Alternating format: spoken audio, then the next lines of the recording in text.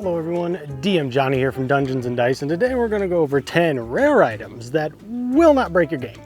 Let's get started. First item is a pipe. It is called Galder's Bubble Pipe, and it's from the Lost Lab of Qualish. Apparatus of Qualish, right? I'm sure you know what I'm talking about. Alright, so this is a pipe, and basically it gets 3 charges, and it restores at dawn or whenever you want to do it. 1 charge, you can cast Fog Cloud, which admittedly is annoying, but by the time you hand this out, I'm assuming you won't be handing out rare items until at least level 5. Fog Cloud you'll be able to deal with. Second one, Misty Step. Again, it takes 2 charges, and you only get 3, so that's really only 1 free Misty Step, and I'm alright with 1 free. Heck, some classes have a free Misty Step, so it's not a big deal. And then the last one, basically you take in all the smoke, use all 3 charges, and blow yourself out a steam method, which is your ally, and you can command for 1 minute, and then basically just poof, and it goes away. Methods aren't that strong. Honestly, the most annoying part of this is probably going to be the Fog Cloud thing. Maybe you make that 2 charges as well. Just saying. Number 2 is the Archon Blade, which is from Explorer's Guide to Wildmount. Campaign I've not played, but I use a lot of magic items from there, so thumbs up at least for that part. This one is pretty cool. You can make it a +1, +2, +3, any type of sword. I mean, you can make it an axe if you want, but it's a sword. And it gets 2 properties that recharge at dawn. 1, basically as an action, you can get yourself 1d4 +4 temp HP. That's it, that's once per day. So you can do this out of combat, basically when you wake up, get yourself some temp HP. You know I like temp HP. Second one, Disheartening Strike. It kind of makes it sound like it's a fear because if the creature is immune to fear that you strike, it doesn't work, or frighten I should say. However, it's not like a save or a DC. If you hit, you can use this. And what it does is before the end of your next turn, that creature has disadvantage on any spell or any saving throw. So if you combo this with like a wizard or a sorcerer or something, yeah, it's gonna suck. Even a bard, Dissonant Whispers, it's gonna be rough. Number 3, we're gonna go with the Dragon Vessel, which we actually used in the last video, but we used the uncommon one. I'm gonna take my glasses off, make sure the lighting's not going crazy. My camera's freaking out because there's no sun. This one is the rare one, so to remind you, it can still use the uncommon stuff. So it can make a normal potion of healing, ale, olive oil, or climbing potion, but in addition, now you get a potion of fire breath or a potion of greater healing. So if you don't have a healer, this is a good way to make up for it. And basically you get to do it once per day, but if you don't use it, then it just disappears. So you can't just keep stacking greater healing potions. You get 1, if it's not used by the next day, or by the next time you use a command to refill it, that's it, it's gone. Number 4 is a homebrew item, our first homebrew item. And hey, if you like magical items or non-combat pets or feats, all sorts of cool D&D stuff, $1 a month. We have a ton of stuff that we add to the welcome pack. Go check that out. Again, $1 a month with these. The Intimidating Shades, which these are not. If you're wondering why I have new glasses, my other pair are out there somewhere because I have a habit of losing things on the 4th of July. And yeah, my glasses are in the water now. So anyways, the Intimidating Shades. This, make sure that you give it to someone who's actually going to role play. All right, because it gives you +2 to insight and +2 to intimidation, which on its own is not too bad. Insight's really useful, right? Intimidation, super situational. But in addition, you get the flaw. I have little respect for anyone who is not a proven warrior. Great for your fighters, great for your barbarian, great for any class, melee, martial class, quite frankly.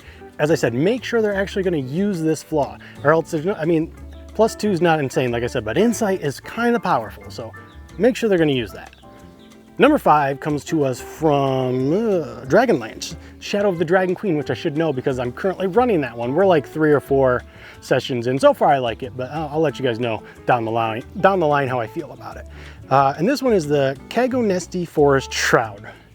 Probably butchered that one, but that's all right. And basically this one gives you advantage on stealth checks, which by the time you're handing this out, I'm gonna assume your stealth player is probably like somewhere between +8 and +10 in stealth already, especially if it's a rogue. But I think mostly what this is gonna do is be given to a heavy armor user so they don't mess up. Also, you have to think pass without a trace. There's a lot of advantage on stealth is strong early, but eventually you just have such a high number and so many ways to make yourself stealthy that it's kind of almost an irrelevant role in some situations. But in addition, you get 1 Misty Step per day. And if you are, let's say you're a paladin, you Misty Step, and then you move and you strike before the end of your turn, you have advantage until the end of your turn. once per day. I like that little boost because it lets the martial players get in there a little bit closer and smack, or even a rogue, so it can maybe get a sneak attack. Number 6 is the Ring of the Ram. I don't have a ring, but you can just imagine a ring with a ram on it. I have had very little success with this, but I believe in it. Basically, you get a +7 to hit with this thing, and you can use as 3 charges, and you can use up to 3 charges. And if you hit, you can do up to 6d10 force damage, which sounds like a lot, but this is very similar to Scorching Ray for me. You're gonna get lucky every now and then, but for the most part, especially when you use 3 charges, you're gonna miss. But I don't think it takes attunement, which is why I think it's pretty cool. In addition, we were talking about rogues and sneaking. You can use a charge to basically break anything within 60 feet of you. And if you do that, well, it does take a charge, but it's also a great distraction, right? If a vase breaks, the guards are gonna go check it out. This thing restores 1d3 charges at dawn, or whenever you wanna do it, per long rest. Number 7 is another homebrew item. You can make this +1 if you want. It is a staff. It is called the Staff of Elemental Fury. And basically what you get to do once per day is that you get to aim the staff, and it's sort of like a fire breath. It's 4d8 of one of the 4 elements, which fire, acid, frost, or lightning. And that's it. This is sort of like if someone gets close and the wizard's like, or a sorcerer, whoever's using it is just like, nah, back up. Sort of like a mini flamethrower, I guess, or acid thrower, or whatever you want to do. Not super crazy strong. The dex save we have is 15, but you can make it whatever you want. And as I said, it's once per day. Number 8, actually, is another one from the Wild Mountain. It's called the Battering Shield. So this one is kind of specific because it requires your player to have the shield push, or use shield push. And it has 3 charges, and when you do a shield push, and then let's say the creature fails, then gets knocked back, you can then use a charge to knock them prone, which is awesome, because if you are the guy initiating with the bash and they're on the floor, well, you might not have flanking, but now that they're on the floor, you do have advantage. You can just pop, pop, pop, knock them in the face while they're knocked on the floor. I think push is underrated. I really think like maneuverability and grappling and things like that, I really do think that stuff is underrated. This shield really makes it a lot more useful. As I said, I've never played the Explorers to Wildmount campaign, but these magic items they're good.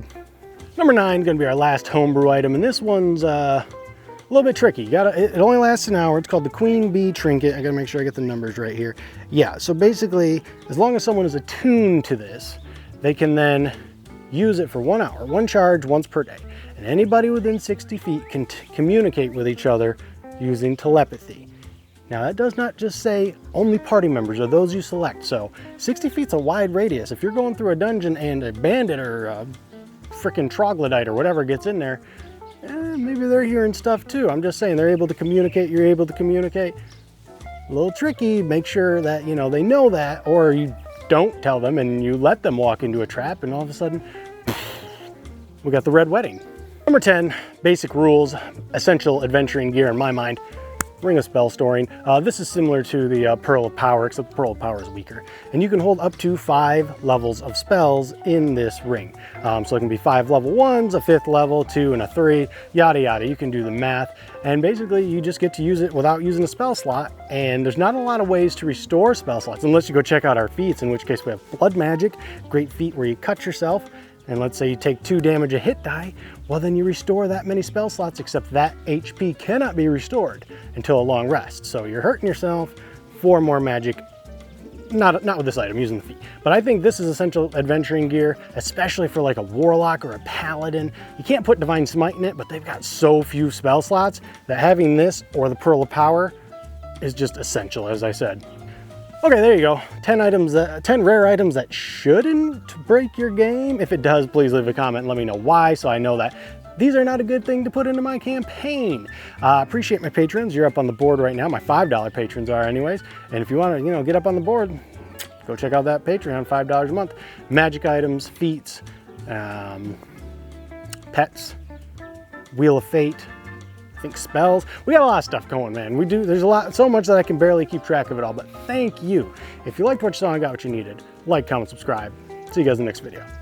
Later, Gators.